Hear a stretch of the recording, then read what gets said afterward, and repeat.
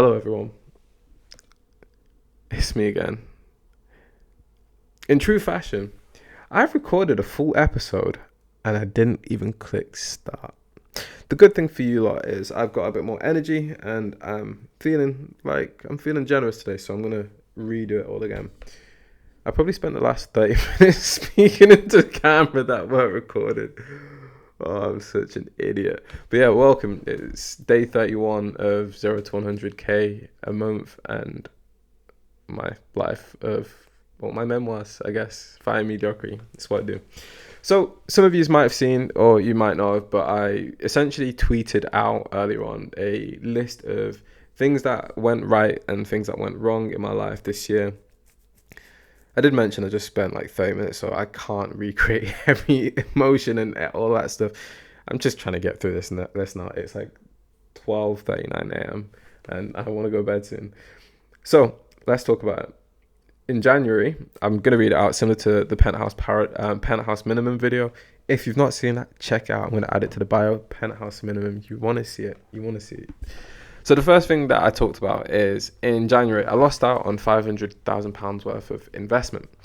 Now, how this loss came about, I signed an agreement maybe six-ish months before January, so I can't remember, June, whatever that is, with a VC firm, and things were looking good. They were telling me all the right things. I signed the paperwork. I signed everything. I went through due diligence. And it was a matter of like just them depositing money. And it felt like a never ending saga of them dragging their feet and telling me, oh, the money's going to be with you next week. The money's going to be with you next week. Oh, no, we've had this roadblock. We've had that roadblock. And it's like, I get that, like, I get things happen, but I was promised the money way earlier on in the year. And the problem that I had from a company standpoint was revenue wasn't good. So it was just a very terrible situation to be in, if I'm completely honest, because, yeah, like, there's no money coming in and my team and I are waiting on money. We've been knowing of this investment potentially getting over the line for months at this point. And things started slowing up in October, November time anyway. So we really wanted this to go over the line. But at this point, I lost hope, and it was like, look, I think I sent a message to just say, just forget about it, because he's taking the piss, and my company's it's got less than a month's worth of runway. At the time when we started, we had way more runway, but it just dwindled. So yeah, there was that. And that actually leads into February 2023. In February, the company operated at a 5-figure loss for the first time. At that point, we never even operated at losses in terms of just costs, finances, and we operated at a 5-figure loss. It started eating into profits very aggressively in February, or late January going into February. And I also had to let the full-time team go. Now, the full-time team, before you ask, I didn't fire them out of the blue, or I didn't let them go out of the blue. What actually happened is in late October, November, no, it was in November before Black Friday, I explained to everyone, look, the company finances aren't great. We clearly haven't been seeing the sales, and everyone knew it anyway. We have a transparent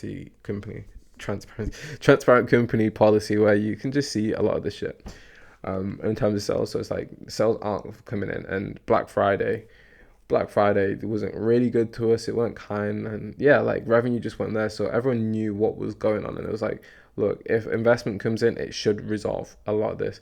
Thankfully, there was like a small cash injection from an uncle, but that was to go with the round that we were raising. It didn't go through the round, and yeah, I had to let everyone go. Now, if some of you have seen like the Love Circular reviews or whatnot, there's a person who, I'm not going to give them credit, I'm not going to give them that, but they've wrote a comment and it's so loaded with lies. It's just got enough truth to look real and look like it was the actual scenario.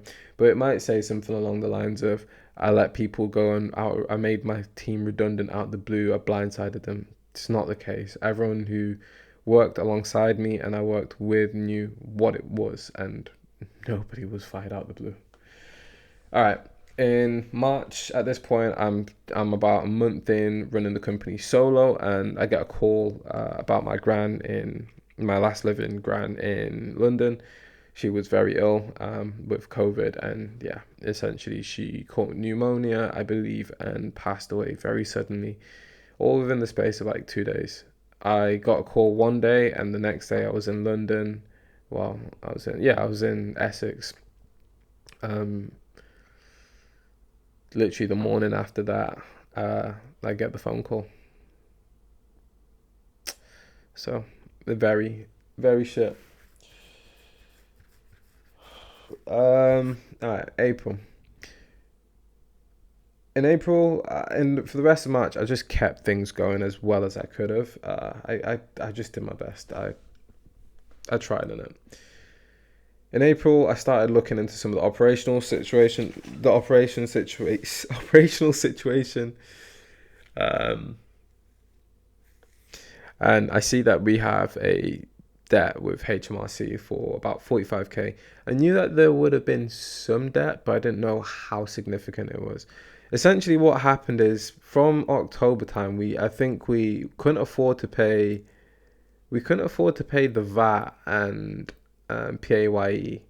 That shit is so much money. I don't know why I never um, looked into it and learned about it properly. But yeah, there were times where we were fine and we were operating on good profit, even with the taxes being paid for. But like, we got to a point where it's like, look, you know what? Let's just see what we can do with this capital for another month. And again, I've told you in the past, I probably should have let the team go way earlier and saved a lot of the loss. But at the same time, like, it wouldn't have given enough. It wouldn't give the staff enough time to prepare, and yeah, I guess morally it didn't feel right, so I never did it, and I took the brunt of that, which is a 40k HMRC tax bill. It's probably a little bit more than that, and today it's higher than that. Also, in April we have no revenue. First time we've ever had zero revenue as a company.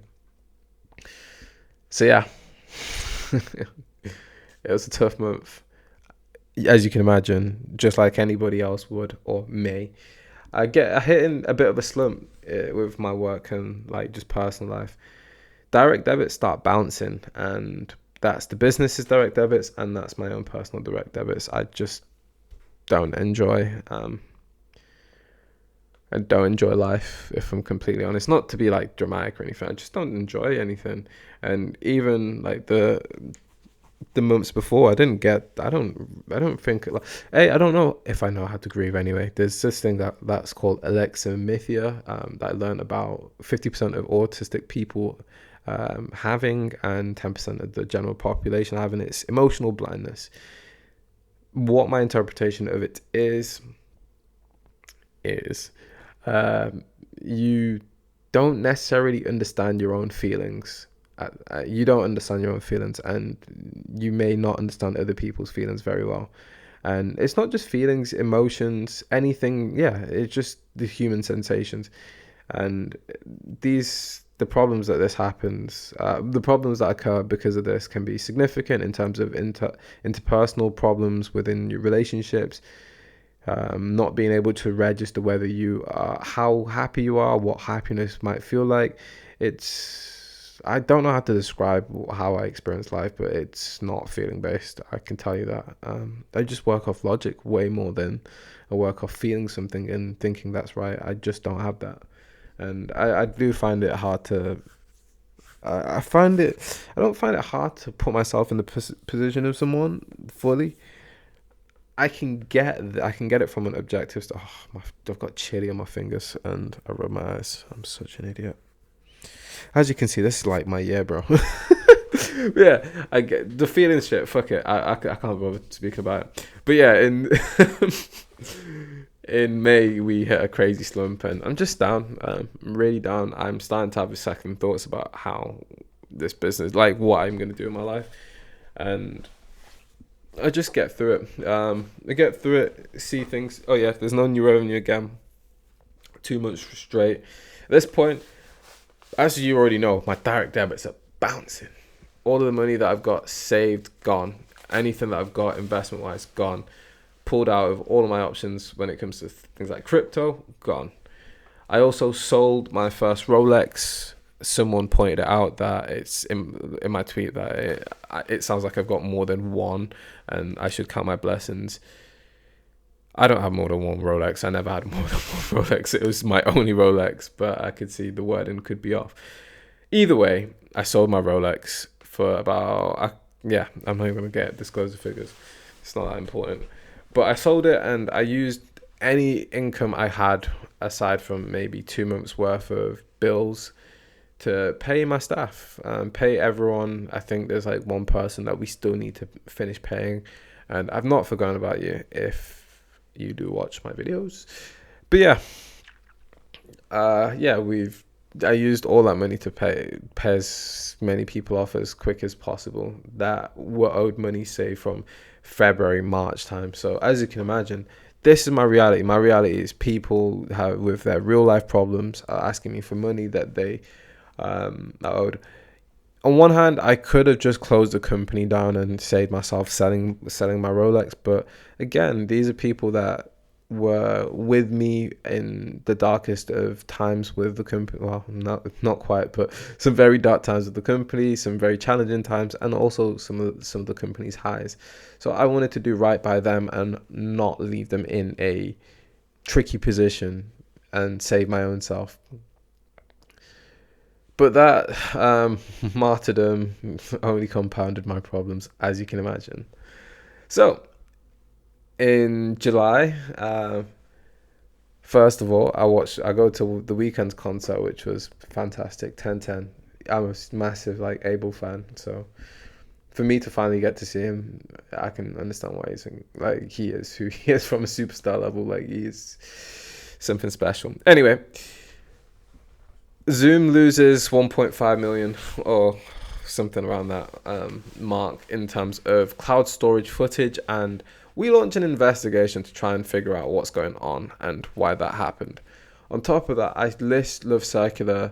I consider closing the company down, and instead of closing it down, I list Love Circular for sale silently because I'm just fed up, and I didn't sell it off. I didn't really like the whole process of selling on acquire.com. Not at the time anyway. And I didn't feel like it was right to sell then. If I could have, it was just it's not quite there. I've still got something in me. Don't want to sell it. So yeah, I don't actually close it down. I don't close it down. I don't sell it. I set up a job board and I go live because at this point it's I need to find ancillary ways to create revenue, and I've just got fire in my heart, man. Fire in my belly, or whatever it is. I just want to try things, and I give up hope of thinking things are going to drastically improve. I just go into survival mode. So that's how it works, right? In August, the company has less than £2,000 in the account, and I lose an aunt. The company having less than £2,000 in the account wasn't the first time it's happened, but at that point it was very significant because this is the third time, even after me selling my Rolex and whatnot. It's I'm really out of options at this point. I need sales, I need revenue, and thankfully some revenue came in August. But I lost an auntie, and this is someone who, like the other person I'm going to mention, is very significant and played another significant role in my development and me being who I am today as a young man. I'm thankful for how her family. I'm not even thankful, but her whole family handled it super well, and I'm so proud of everyone and their ability to just deal with a tough situation and how they graciously carried on and put things together an amazing funeral and whatnot. But yeah, I lose an aunt, and I'm kind of even more confused because it feels like the second another person who's close to home gone. Not great. In September, Zoom refuses to compensate us, and we have to close that chapter goodbye because I'm just a small guy versus a massive organization. I'm not winning that. This is not David and Goliath. I don't have the facilities for that big man. So yeah, there's that. September, it was a relatively quiet month in comparison to others. Less went wrong, or less that I can at least remember went wrong. I'm sure something significant happened here, and I just can't bother mentioning it or figuring out what it was. But October, I lose another family member. Again, another person who had such a massive impact in my upbringing, especially, with both these family members. Like school time, massive for me. I spent a lot of time at their houses with their children, grandchildren. Yeah, I grew up around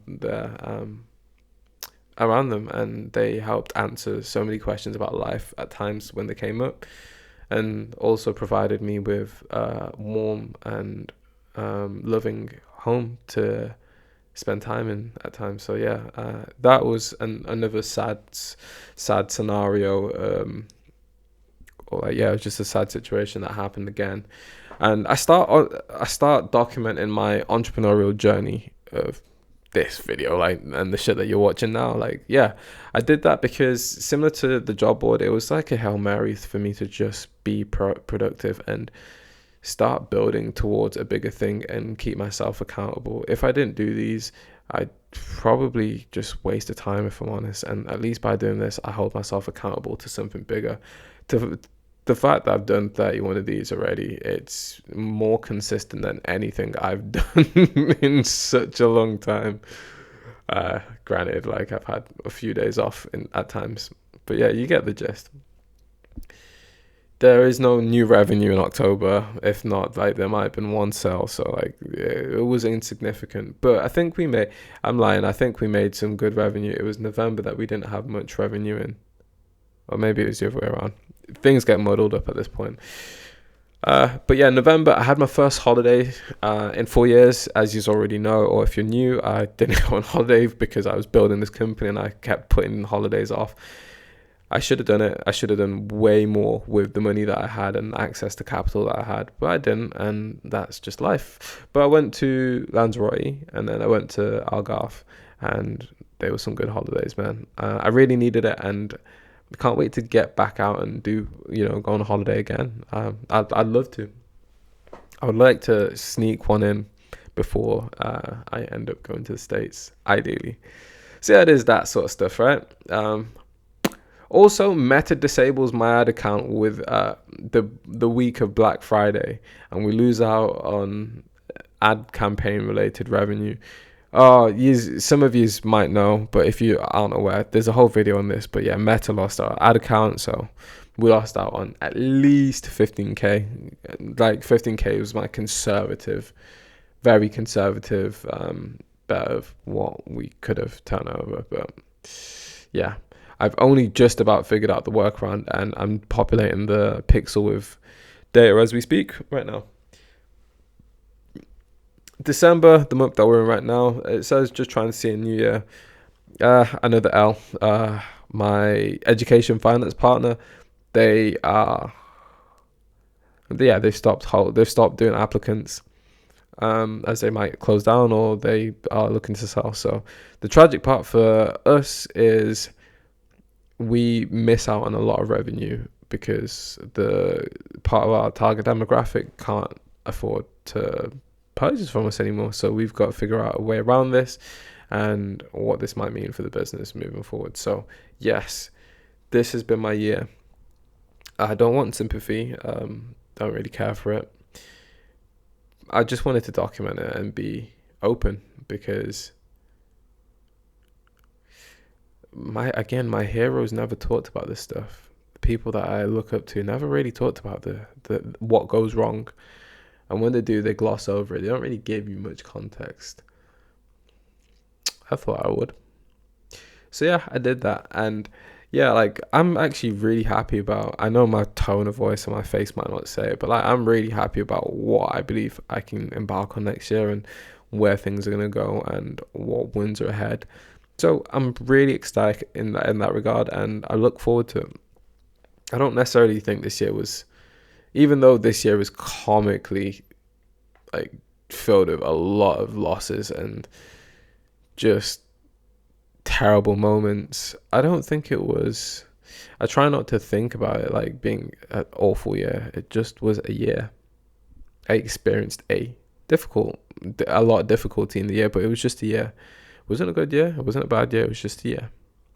And that's fine with me. One that I experienced some tough stuff, but yeah, hey, it can happen. I've still got my faculties and I've still got ability. So I'm thankful and I'm happy to go again.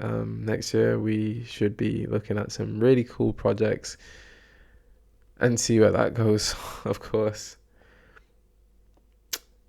I might talk about resilience and how I've interpreted resilience and what it might mean tomorrow or another day. But yeah, for now, I guess that's it. I don't really want to drag it on too long. I've already recorded this video before, so this is the second time. But yeah, peace.